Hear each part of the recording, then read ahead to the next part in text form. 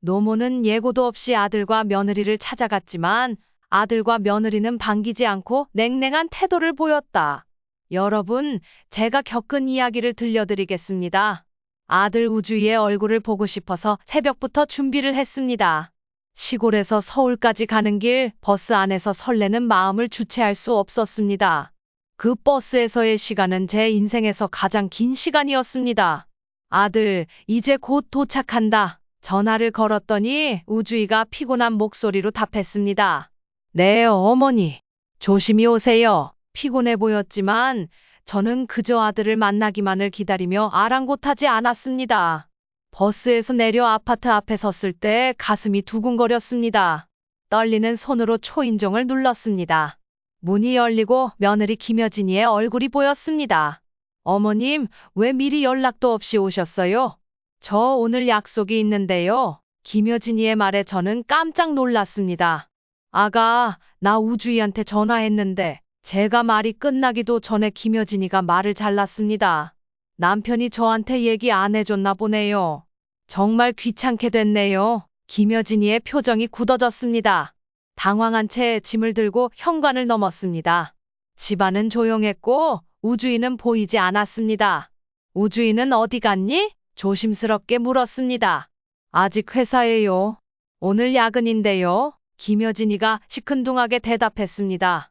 그렇구나. 난 아들 얼굴 볼 줄 알고. 제가 말하자 김여진이는 한숨을 쉬며 대답했습니다. 어머님, 제가 오늘 친구들을 만나기로 했거든요. 갑자기 오시면 저도 당황스러워요. 김여진이의 말에 저는 가슴이 아팠습니다. 미안하구나. 내가 생각이 짧았네. 그렇게 말했지만 속으로는 서운함이 밀려왔습니다. 김여진이는 저를 거실 구석 소파로 안내했습니다. 차 한 잔도 권하지 않은 채 말이죠. 어머님, 좀 쉬세요. 저는 준비하고 나가봐야 해서요. 그래, 너 바쁜 거 알아. 난 여기 있을게. 억지로 미소 지으며 대답했습니다. 소파에 앉아 주변을 둘러보니 집안 곳곳에 먼지가 쌓여 있었습니다. 며느리가 집안일을 제대로 하지 않는 것 같았습니다. 한참을 그렇게 앉아 있으니 허리가 아파왔습니다. 화장실에 가고 싶어졌지만 어디 있는지 몰라 물어볼 수밖에 없었죠. 김여진아, 화장실이 어디니? 화장대 앞에서 화장을 하던 김여진이가 대답했습니다.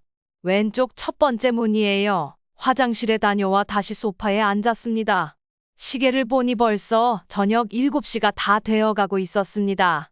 배도 고프고 피곤했지만 며느리에게 뭘 더 요구하기가 눈치 보였습니다.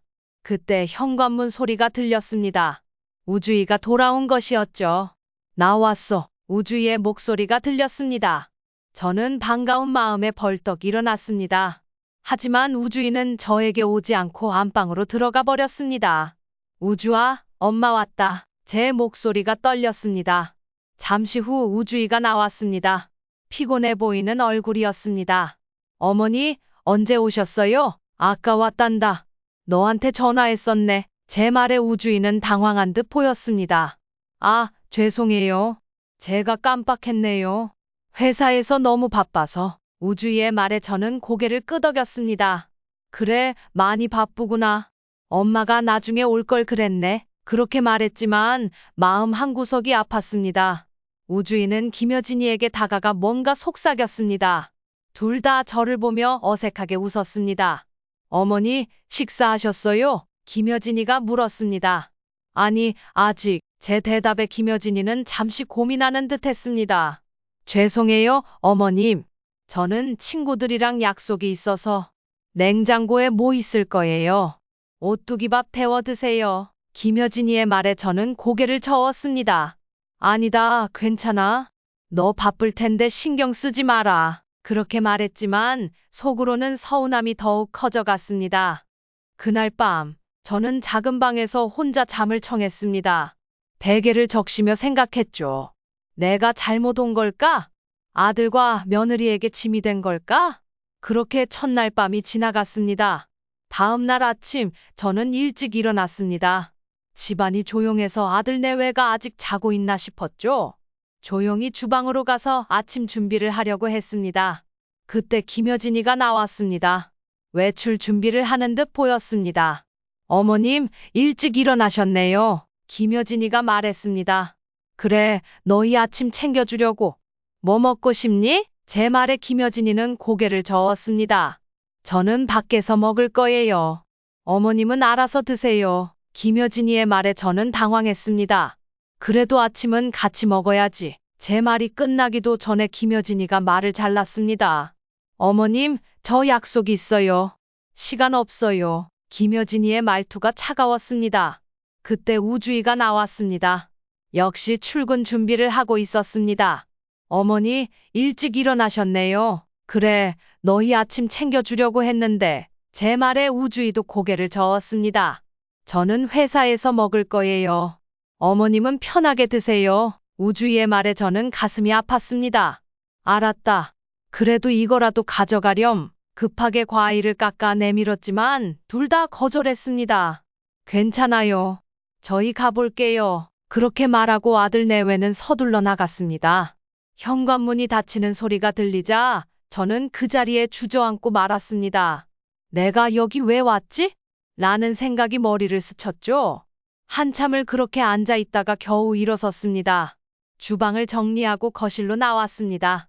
텔레비전을 켜려고 리모컨을 찾다가 소파 옆 탁자 위에 놓인 쪽지를 발견했습니다. 김여진이가 남긴 것이었죠. 어머님, 심심하시면 TV 보세요. 리모컨은 탁자 서랍에 있어요. 쪽지를 읽고 나니 마음이 더 서운해졌습니다. 하루 종일 집에 혼자 있으니 시간이 더디게 흘렀습니다. 점심때가 되어 배가 고팠지만 그냥 물만 마시며 시간을 버텼습니다. 저녁이 되어서야 우주이가 돌아왔고 김여진이는 아직 오지 않았습니다. 어머니, 저녁 드셨어요? 우주이가 물었습니다. 아니, 아직. 제 대답에 우주이는 잠시 고민하는 듯 했습니다. 라면 드실래요? 우주이의 말에 저는 고개를 저으며 대답했습니다. 괜찮다. 난 안 먹어도 돼. 그렇게 말했지만 속으로는 서운함이 더 커졌습니다. 우주이는 자기 방으로 들어갔고 저는 또다시 혼자 남겨졌습니다. 시계를 보니 밤 10시가 다 되어가고 있었습니다. 그때 현관문이 열리는 소리가 들렸습니다.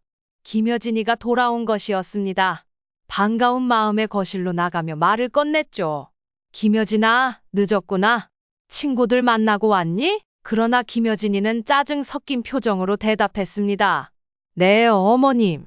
친구들이랑 노느라 시간 가는 줄 몰랐네요. 김여진이의 말에 저는 놀랐습니다. 그래도 집에 손님이 왔는데 이렇게 늦게 들어오면 어떡하니? 제 말에 김여진이는 눈을 흘기며 대답했습니다.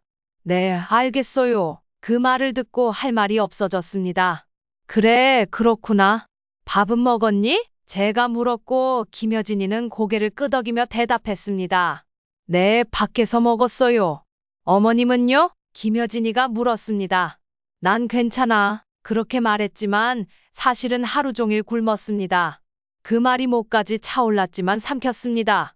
아, 그러고 보니 어머님 드실 게 없었겠네요. 김여진이가 말하자 순간 뭔가 챙겨주려나 하는 기대가 생겼습니다. 하지만 그 기대는 곧 물거품이 되었습니다. 찬장에 오뚜기밥 있을 거예요. 그거라도 드세요. 김여진이의 말에 저는 눈물이 날 것 같았습니다. 그래, 고마워. 억지로 미소를 지으며 대답했습니다. 김여진이는 그대로 방으로 들어갔고 저는 또다시 혼자 남겨졌습니다. 주방으로 가서 찬장을 열어보니 정말 오뚜기밥 하나만 덩그러니 놓여 있었습니다. 이게 뭐 하는 짓일까? 한숨이 절로 나왔습니다. 오뚜기밥을 데워 먹으면서 계속 생각했습니다. 내가 무엇을 잘못했을까? 왜 이렇게 대접을 받아야 하지? 식사를 마치고 설거지를 하려는데 김여진이가 주방으로 왔습니다. 어머님, 제가 할게요. 어머님은 쉬세요. 김여진이의 말에 잠시 놀랐습니다. 혹시 미안해하는 걸까 싶었지만 김여진이의 다음 말에 제 마음은 다시 얼어붙었습니다. 제가 하는 게 마음에 안 드시면 어머님 집에 가서 하세요. 김여진이의 말에 저는 할 말을 잃었습니다. 아니, 그게 아니라 제 말이 끝나기도 전에 김여진이가 말을 잘랐습니다. 어머님, 솔직히 말씀드리면 저희 생활에 방해되세요. 언제 가실 거예요? 김여진이의 직설적인 말에 저는 눈물이 왈칵 쏟아질 것 같았습니다. 그래, 내가 방해가 되는구나. 알았다. 내일 갈게. 겨우 이 말을 하고 저는 제 방으로 들어왔습니다. 방문을 닫자마자 눈물이 흘러내렸습니다. 내가 이렇게 환영받지 못할 존재였나? 그날 밤 저는 한숨도 자지 못했습니다. 아들 내외의 차가운 태도가 계속 머릿속을 맴돌았습니다. 다음 날 아침 저는 일찍 짐을 쌌습니다. 거실로 나가보니 아들 내외는 이미 나가고 없었습니다. 테이블 위에는 쪽지 하나가 놓여 있었습니다. 어머님, 저희는 먼저 나갑니다. 가실 때 문 잘 잠그고 가세요. 그 쪽지를 보는 순간 저는 뭔가가 확 바뀌는 걸 느꼈습니다. 이대로 가면 안 돼. 뭔가 해야 해. 그렇게 저는 집을 나서지 않고 거실 소파에 앉아 기다리기로 했습니다. 이제는 내가 할 말을 해야 할 때다라는 생각이 들었습니다. 오늘은 꼭 말하고 말 거야. 이렇게 당하고만 있을 순 없어. 그렇게 다짐하며 저는 아들 내외가 돌아오기를 기다렸습니다. 시간이 천천히 흘러갔습니다. 그리고 마침내 현관문 소리가 들렸습니다. 이제 시작이다. 저는 마음을 다잡으며 일어섰습니다. 현관문이 열리고 우주과 김여진이가 들어왔습니다. 저는 소파에서 일어나 그들을 맞이했습니다. 어머니, 아직 안 가셨어요? 우주이 놀란 듯 물었습니다. 그래, 너희랑 할 얘기가 있어서 기다렸단다. 제 목소리는 평소보다 단단했습니다. 김여진이는 눈을 피하며 방으로 들어가려 했지만 제가 막아섰습니다. 김여진아, 너도 들어야 할 얘기야. 저는 깊은 숨을 들이쉬고 말을 이었습니다. 나는 이제 더 이상 이런 대접을 받고 싶지 않다. 내가 무슨 죄를 지었니? 왜 이렇게 냉대하니? 우주과 김여진이는 당황한 듯 서로를 바라보았습니다. 어머니께서 말씀을 시작하자 우주이가 말을 끊으며 물었습니다. 어머니, 무슨 말씀이세요? 저희가 뭘? 그러나 저는 우주이의 말을 끊었습니다. 오뚜기밥 하나로 시어머니를 대접하는 며느리, 그리고 그걸 보고도 아무렇지 않은 척하는 아들. 이게 정상이니? 김여진이의 얼굴이 붉어졌습니다. 어머님, 제가 바빠서. 바쁜 게 아니라 귀찮은 거지. 그렇게 살고 싶으면 너희끼리 살아라. 나는 이제 돌아가겠다. 저는 단호하게 말했습니다. 그날 이후로 저는 아들과 완전히 연락을 끊었습니다. 처음에는 매일 밤 울면서 잠들었습니다. 내가 잘못한 걸까? 하는 생각도 들었지만 곧 그것이 아니라는 걸 깨달았죠. 시간이 지나면서 저는 오히려 홀가분해졌습니다. 더 이상 시어머니로서 살지 않아도 된다는 안도감이 들었죠. 저는 제 삶에 집중하기 시작했습니다. 민주 씨, 요새 표정이 밝아 보여요. 동네 친구 영자 씨가 말했습니다. 그래요. 요즘 좀 편해졌어요. 저는 미소를 지으며 대답했습니다. 아들 이야기는 안 하시네요? 영자 씨가 조심스럽게 물었습니다. 이제 더 이상 제 아들이 아니에요. 이제 저 혼자예요. 제 대답에 영자 씨는 놀란 듯 했지만 이내 이해한다는 듯 고개를 끄덕였습니다. 저는 매일 아침 일찍 일어나 동네 한 바퀴를 걸었습니다. 처음에는 힘들었지만 점점 몸이 가벼워지는 걸 느꼈습니다. 또 동네 문화센터에 등록해 그림을 그리기 시작했습니다. 민주님, 그림 실력이 많이 늘었어요. 선생님이 칭찬해 주셨습니다. 정말요? 매일 조금씩 연습했거든요. 저는 뿌듯한 마음으로 대답했습니다. 가끔 텔레비전에서 시어머니와 며느리 갈등을 다룬 프로그램을 보면 마음이 아팠습니다. 하지만 이내 고개를 저으며 스스로 다독였습니다. 이제 그런 일로 마음 아파하지 않아도 돼. 명절이 다가오면 마음이 복잡해졌습니다. 다른 사람들은 가족과 함께 보내지만 저는 혼자였으니까요. 하지만 그럴 때마다 저는 더 바쁘게 움직였습니다. 민주 씨, 이번 추석에 우리 집에 와요. 혼자 있지 말고. 영자 씨가 제안했습니다. 고마워요, 영자 씨. 하지만 저는 괜찮아요. 봉사 활동 가기로 했거든요. 저는 감사의 뜻을 전하며 거절했습니다. 실제로 명절마다 저는 도심에 놓인 복지관에서 봉사 활동을 했습니다. 저보다 더 어려운 사람들을 돕다 보면 제 처지가 그리 나쁘지 않다는 걸 깨달았거든요.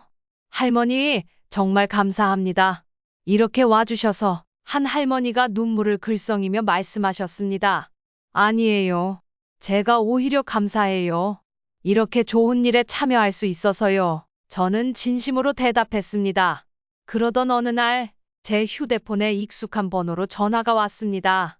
처음에는 눈을 의심했습니다. 3년 만에 걸려온 아들의 전화번호였기 때문입니다. 떨리는 손으로 전화를 받았습니다. 여보세요? 어머니, 저예요. 우주이에요. 오랜만에 듣는 아들의 목소리에 가슴이 철렁했습니다. 그래, 무슨 일이니? 저는 최대한 담담하게 물었습니다. 저기, 사실 부탁드릴 게 있어서요. 저희 집 인테리어 공사를 하게 됐는데 2주 정도 어머니 댁에서 지낼 수 있을까요? 순간 할 말을 잃었습니다. 3년 동안 연락 한 번 없더니 이제 와서 이런 부탁을 하다니. 어머니, 괜찮으세요? 그래, 언제 오려고? 이번 주 토요일부터 가능할까요? 알았다. 그럼 오너라. 전화를 끊고 한동안 멍하니 앉아 있었습니다. 머릿속이 복잡했습니다. 기쁨, 분노, 두려움, 여러 감정이 뒤섞였습니다. 문득 떠오르는 생각이 있었습니다. 이번엔 내가 똑같이 해주자. 3년 전 그들이 나를 대했던 것처럼 이번에는 내가 그들을 대하기로 마음먹었습니다. 특히 며느리 김여진에게 말이죠. 토요일이 되자 현관벨이 울렸습니다. 문을 열자 우주가 김여진이 서 있었습니다. 어머니, 오랜만이에요. 우주이가 어색하게 인사했습니다. 안녕하세요, 어머님. 김여진이도 머쓱하게 인사했습니다. 그래, 들어오너라. 저는 무덤덤하게 대답했습니다. 두 사람을 작은 방으로 안내했습니다. 여기서 지내도록 해. 김여진이는 방을 둘러보며 살짝 인상을 찌푸렸습니다. 어머님, 방이 좀 작네요. 아, 그래, 미안하구나. 우리 집이 원래 이렇게 작아. 저는 3년 전 김여진이가 했던 말처럼 대답했습니다. 저녁 식사는요? 우주이가 물었습니다. 아, 맞다. 찬장에 오뚜기밥 있을 거야. 그거 데워 먹어. 저는 씩 웃으며 대답했습니다. 김여진이의 얼굴이 굳어지더군요. 당황한 듯했지만 아무 말도 하지 않았습니다. 다음 날부터 저는 본격적인 오뚜기밥 작전을 시작했습니다. 아침 찬장을 열어보니 오뚜기밥만 가득했습니다. 우주이가 어리둥절한 표정으로 물었습니다. 어머니, 아침은 뭐예요? 오뚜기밥이다. 데워 먹어라. 물 말아서 김치랑 먹으면 되지. 저는 무덤덤하게 대답했습니다. 우주과 김여진이는 어이없다는 듯 서로의 얼굴을 쳐다봤지만 별말 없이 오뚜기밥을 데워 먹었습니다. 점심때가 되자 김여진이가 조심스레 다가와 물었습니다. 어머님, 점심은 어떻게 할까요? 아, 찬장에 오뚜기밥 있단다. 그거 먹으렴. 저는 씩 웃으며 대답했습니다. 김여진이의 표정이 굳어졌지만 저는 아랑곳하지 않고 TV를 보며 앉아 있었습니다. 저녁이 되자 우주이가 항의하듯 물었습니다. 어머니, 하루 종일 오뚜기밥만 주시는 거예요? 그래, 왜? 맛있지 않니? 난 너희를 위해 최선을 다해 준비한 건데. 저는 3년 전 그들이 했던 말을 그대로 되돌려 주었습니다. 다음 날도 똑같았습니다. 아침, 점심, 저녁 오직 오뚜기밥뿐이었어요. 김여진이가 참지 못하고 말했습니다. 어머님, 저희가 뭘 잘못했나요? 잘못? 아니야. 난 그저 너희를 잘 대접하고 있는 것뿐이야. 저는 무표정하게 대답했습니다. 3일째 되는 날 우주이가 화를 내며 말했습니다. 어머니, 이제 그만하세요. 저희가 나가서 사 먹을게요. 그래, 그럼 그렇게 하렴. 난 괜찮아. 저는 무심하게 대답했습니다. 그들은 결국 밖에서 식사를 해결하기 시작했습니다. 하지만 저는 계속해서 오뚜기밥만 준비해 두었어요. 4일째 되던 날 김여진이가 조심스럽게 다가왔습니다. 어머님, 혹시 저희가 무슨 잘못을 했나요? 저는 그녀를 빤히 쳐다보며 대답했습니다. 잘못? 아니야. 난 그저 너희를 배려하고 있는 거란다. 김여진이의 얼굴이 붉어졌습니다. 더 이상 아무 말도 하지 않았어요. 5일째 우주이가 출근하기 전 저를 찾아왔습니다. 어머니, 정말 이유가 뭐예요? 왜 이러세요? 이유? 난 그저 너희를 대접하고 있는 거야. 뭐가 문제니? 저는 차갑게 대답했습니다. 우주이는 한숨을 쉬며 집을 나갔어요. 6일째 김여진이가 울먹이며 찾아왔습니다. 어머님, 제발요. 저희가 뭘 잘못했는지 말씀해 주세요. 하지만 저는 냉정하게 대답했습니다. 잘못한 게 뭔지 내가 생각해봐. 일주일이 지나자 우주이가 다시 찾아와 물었습니다. 어머니, 도대체 왜 이러세요? 저는 잠시 그를 쳐다보다가 말했습니다. 너희가 3년 전에 날 어떻게 대했는지 기억나니? 우주이의 얼굴이 창백해졌습니다. 내 마음이 어땠을지 상상이나 해봤니? 제 목소리가 떨렸습니다. 김여진이도 들어와 상황을 듣더니 고개를 숙였습니다. 우리가 정말 죄송했어요, 어머님. 김여진이가 작은 목소리로 말했습니다. 하지만 저는 멈추지 않고 계속해서 오뚜기밥만 내놓았습니다. 8일째 우주이가 퇴근 후 저를 찾아왔습니다. 어머니, 저희가 정말 큰 잘못을 했습니다. 용서해 주세요. 용서? 그게 그렇게 쉬운 줄 아니? 저는 냉정하게 대답했습니다. 9일째 김여진이가 눈물을 글썽이며 찾아왔습니다. 어머님, 저희가 어떻게 해야 용서받을 수 있을까요? 시간이 해결해 줄 거야. 저는 무덤덤하게 대답했습니다. 그때부터 그들은 매일 저녁 제 방문을 두드렸습니다. 어머님, 오늘 하루는 어떠셨어요? 저희가 도와드릴 일은 없나요? 하지만 저는 계속해서 짧게 대답할 뿐이었습니다. 2주가 거의 끝나갈 무렵 우주이와 김여진이가 함께 제 방을 찾아왔습니다. 어머니, 저희가 정말 큰 잘못을 했습니다. 우주이가 고개를 숙이며 말했습니다. 이제야 어머님의 마음을 조금이나마 이해하겠어요. 김여진이도 눈물을 글썽이며 말했습니다. 저는 그제야 입을 열었습니다. 이제 알겠니? 내가 얼마나 외롭고 무시당한 기분이었는지. 그들은 고개를 끄덕이며 진심으로 사과했습니다. 앞으로는 절대 이런 일이 없을 거예요. 우주이가 약속했습니다. 네, 어머님. 저희가 직접 모시겠습니다. 김여진이도 덧붙였습니다. 그제야 저는 마음을 풀었습니다. 그래, 이제부터 다시 시작해보자. 그날 저녁 우리는 함께 외식을 했습니다. 오랜만에 따뜻한 가족의 식사였죠. 집으로 돌아오는 길에 우주이가 물었습니다. 어머니, 우리 이제 화해한 거죠? 저는 미소 지으며 대답했습니다. 그래, 하지만 다시는 오뚜기밥으로 날 대접하지 마라. 우리 모두 웃음을 터뜨렸습니다. 며칠 뒤 마트에서 장을 보다가 우연히 오뚜기밥을 보게 됐어요. 순간 가슴이 찌릿했습니다. 할머니, 여기 오뚜기밥 세일해요. 직원이 친절하게 말해주었습니다. 고마워요. 하지만 전 안 먹어요. 저는 미소 지으며 대답했습니다. 그 순간 김여진이가 조심스럽게 물었습니다. 어머님, 혹시 드시고 싶으신 거예요? 저는 웃으며 고개를 저었습니다. 아니야, 먹기 싫어. 대신 좋은 추억이 떠올랐지. 우주이가 의아한 표정을 지었습니다. 좋은 추억이요? 그래, 너희와 화해하고 더 가까워진 계기가 됐잖니? 제 말에 아들 내외는 눈시울을 붉혔습니다. 갑자기 카트에서 오뚜기밥을 꺼내 저에게 건네며 우주이가 말했습니다.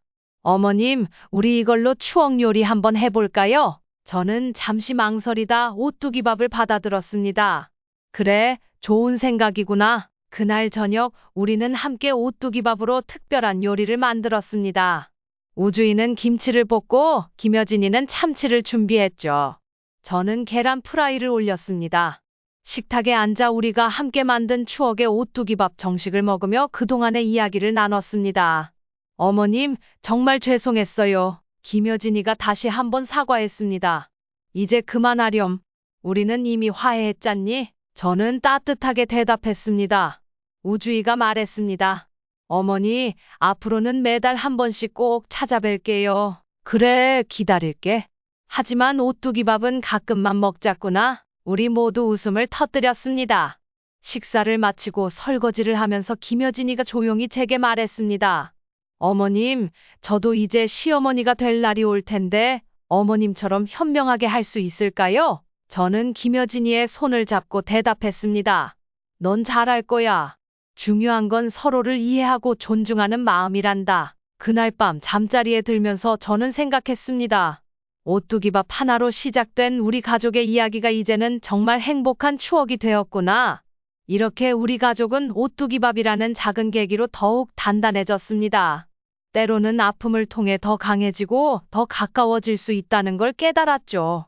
이제 우리는 매년 그날을 기념하며 함께 오뚜기밥을 먹고 서로에 대한 감사와 사랑을 표현합니다. 오뚜기밥은 이제 우리 가족의 특별한 음식이 되었습니다. 힘들었던 시간을 이겨내고 더 돈독해진 우리 가족의 사랑을 상징하는 음식이요. 인테리어 공사가 끝나고 한 달쯤 지났을 때 우주이에게 전화가 왔습니다. 어머니, 이번 주말에 저희 집에 와주세요. 공사가 끝났고 어머니께 꼭 보여드리고 싶어요. 저는 잠시 망설였지만 이내 대답했습니다. 그래, 가마. 몇 시쯤 가면 되겠니? 토요일 오후 저는 아들 집 앞에 섰습니다.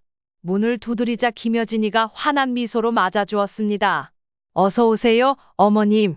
기다리고 있었어요. 집 안으로 들어서자 달라진 인테리어에 놀랐습니다.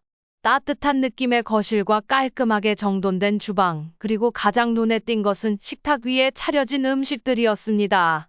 뭐니? 김여진이가 수줍게 웃으며 대답했습니다. 어머님을 위해 준비했어요. 어머님이 좋아하시는 음식들로요. 식탁 위에는 각종 고기와 해산물로 가득했습니다. 삼겹살, 갈비, 새우, 전복까지. 정말 진수성찬이었습니다. 우주이가 다가와 말했습니다. 어머니, 이제부터 매달 한 번씩 이렇게 모시려고 해요. 괜찮으시죠? 저는 감동의 말문이 막혔습니다. 그저 고개를 끄덕일 뿐이었죠. 식사를 하면서 우리는 이런저런 이야기를 나눴습니다. 우주이의 회사 이야기, 김여진이의 요리 학원 다니는 이야기, 그리고 제 근황까지. 어머니, 요즘 무슨 일 하세요? 김여진이가 물었습니다. 난 요새 동네 노인정에서 봉사 활동을 하고 있단다.